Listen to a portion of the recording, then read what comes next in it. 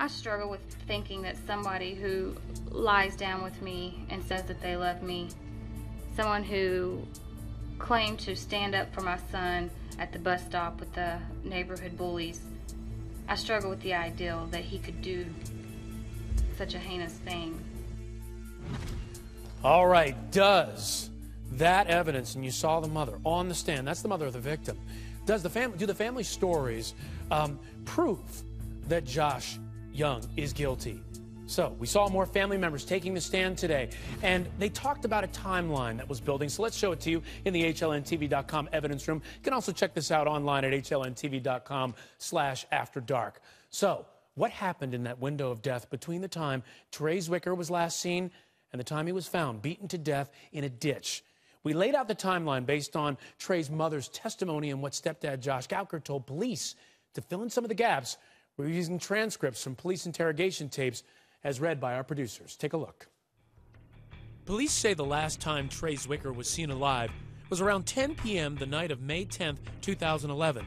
10 o'clock was bedtime. Both my children went to their own bedrooms. Trey's mother, Amanda McFarland, says for some reason that night, Trey walked out to the porch. Around 10:07, my son went to take a step out the back door fully dressed. And why are you so specific with your time? My cell phone was in my hand. I got up, went to the house, followed him up the steps. He went back in his room. I complained about him being up. It was a school night. McFarland says she went back outside. About an hour later, around 11:30 p.m., stepdad Joshua Gowker told police they went inside to have sex. Around 1 a.m., Gowker and McFarland drove to a nearby Circle K and are captured on surveillance video.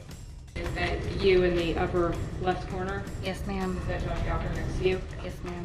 Josh Gowker wanted to go to the gas station and buy cigarettes. Then they drove straight home. And what did you do when you got home? We were intimate again. Gowker told police they didn't go to sleep right away. Almost 2:30 in the morning, then I rolled a blunt.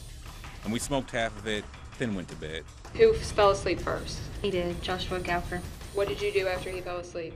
I flipped through the TV channels looking for something to watch. He was snoring. Josh Gowker was snoring. I went ahead and turned the television off and laid down myself and went to sleep. Around 2:30 a.m., Gowker's cousin, Cassie Gowker, told police she was woken up by Gowker's son, the defendant, Joshua Young. Little Josh come up there and woke me up. He was saying, "I killed Trey. I killed Trey." And I thought he was just messing with me. I thought, and he's showing me the bat. He said, "Get up. You have to help me get rid of this stuff."